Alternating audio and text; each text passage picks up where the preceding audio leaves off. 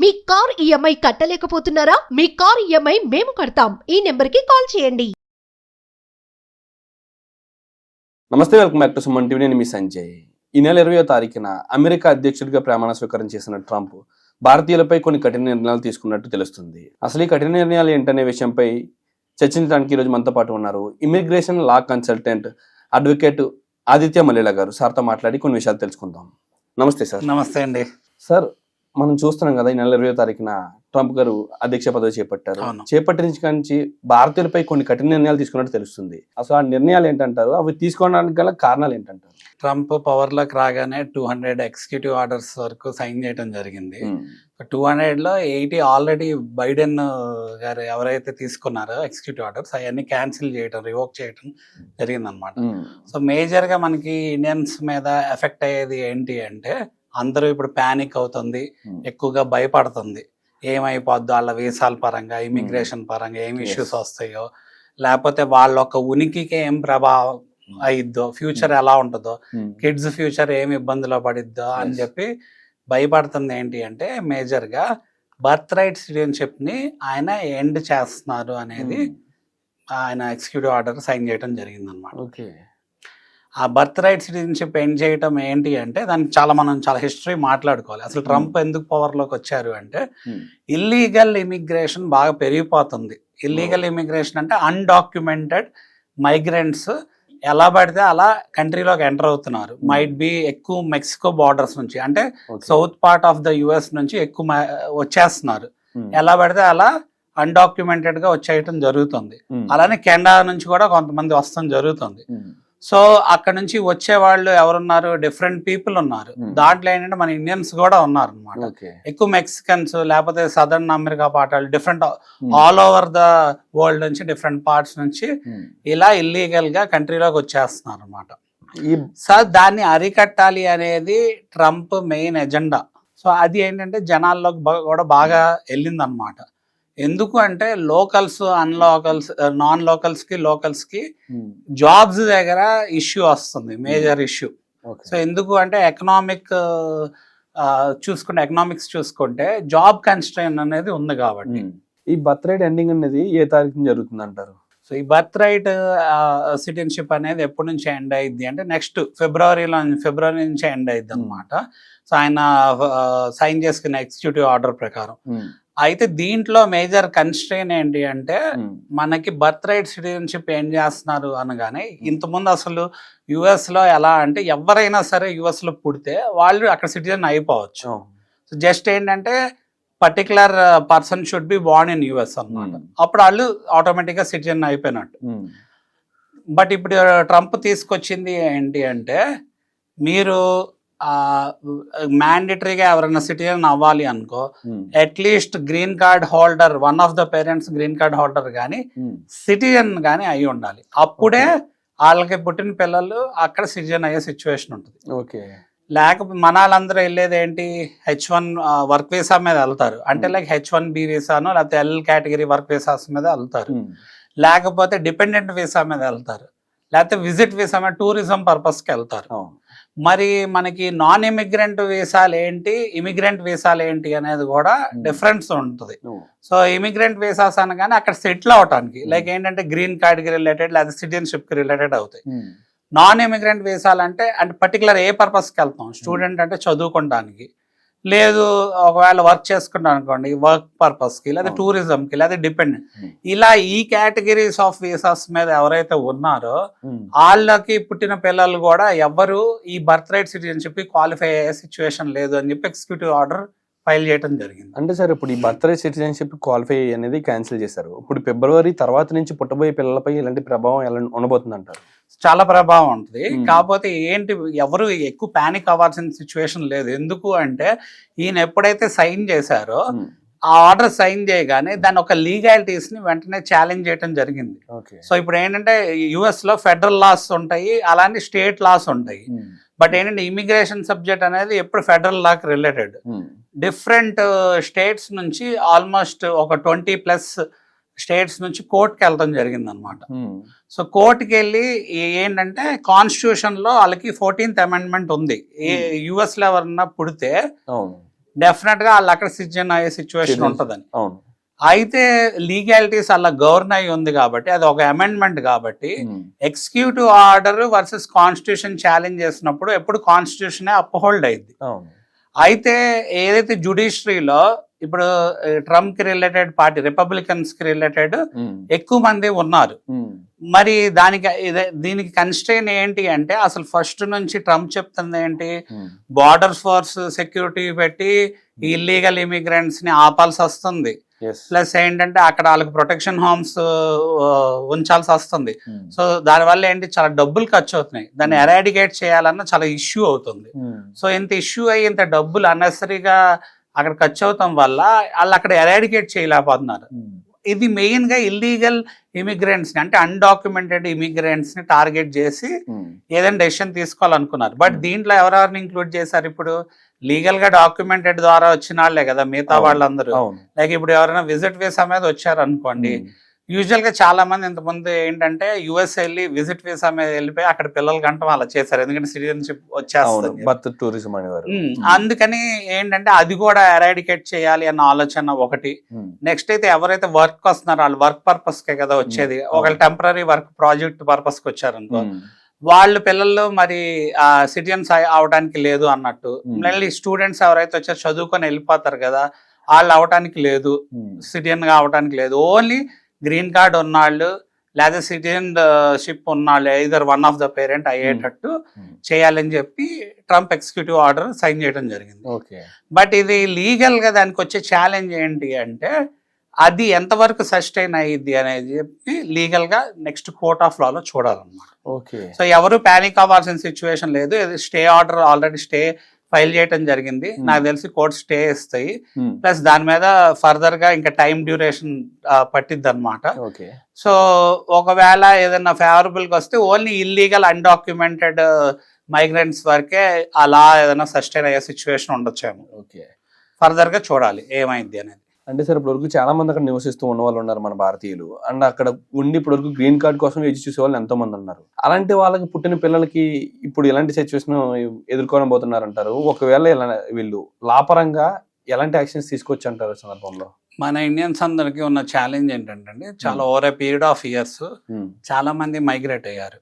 So migrate అవటం వల్ల ఏంటంటే అక్కడ అక్యుములేషన్ అనేది జరిగింది పాపులేషన్. అసలు యుఎస్ అనేది ల్యాండ్ ఆఫ్ మైగ్రెంట్స్ అనమాట, ఇమిగ్రెంట్స్. సో ఏంటంటే వాళ్ళకి పాపులేషన్ తక్కువ ఉంది కాబట్టి through out the world talent encourage చేశారు కాబట్టి పీపుల్ అక్కడికి వెళ్ళారు. వెళ్ళటం వల్లే కంట్రీ డెవలప్ అయింది. అసలు ఫస్ట్ మూవర్స్ కూడా వాళ్ళు కూడా మైగ్రెంట్సే. మన వాళ్ళకు ఉన్న ఛాలెంజ్ ఏంటంటే ఇప్పుడు ఆల్మోస్ట్ ఎస్టిమేటెడ్ ఒక 15 to 20 lakh మెంబర్స్ ఎఫెక్ట్ అవుతారు ఈ డెసిషన్ వల్ల అని చెప్పి అనుకుంటున్నారు. అయితే ఎందుకు ఎఫెక్ట్ అవుతారు అనేది ఇంకా క్లియర్ కట్ గా తెలియదు. ఎందుకు అంటే ఇది జస్ట్ ఎగ్జిక్యూటివ్ ఆర్డర్ ఫైల్ చేయడం జరిగింది. దానివల్ల అందరూ ప్యానిక్ అవుతున్నారు. ఇమిగ్రేషన్ పరంగా బాగా ఛాలెంజ్ అయింది వాళ్ళకి, వాళ్ళ పిల్లలకి ఫ్యూచర్ పరంగా ఛాలెంజ్ అయింది. ఇప్పుడు అక్కడికి వెళ్ళిన వాళ్ళందరూ కూడా వాళ్ళ కెరీర్ ఎస్టాబ్లిష్ చేసుకుంటంతో పాటు పర్మనెంట్ రెసిడెంట్ గా మారాలి అనుకుంటంతో పాటు బేసికలీ వాళ్ళ చిల్డ్రన్ ఫ్యూచర్ ప్రొటెక్టెడ్ గా ఉండాలి అని చెప్పి ఆలోచిస్తారు. అయితే అదే లేని సిచ్యువేషన్ లో వాళ్ళకి మరి మేజర్ కన్స్ట్రైన్ కదా. సో లీగల్ గా ఒకవేళ లీగల్ గా ఇప్పుడు కాన్స్టిట్యూషన్ అమెండ్మెంట్ 14 పరంగా దాన్ని అప్హోల్డ్ చేశారు అనుకోండి, అది అప్హోల్డ్ చేయడానికి అప్పుడు ఏంటంటే ఈ ఎగ్జిక్యూటివ్ ఆర్డర్ ని రివోక్ చేయడం జరిగింది. లేదు అంటే దాంట్లో ఇల్లీగల్ ఇమిగ్రెంట్స్ అన్డాక్యుమెంటెడ్ ఇమిగ్రెంట్స్ వరకే క్లాసిఫై చేసే సిచ్యువేషన్ ఏదైనా ఉంటదేమో. ఒకవేళ క్లాసిఫై చేస్తే ఎలా క్లాసిఫై చేస్తారు?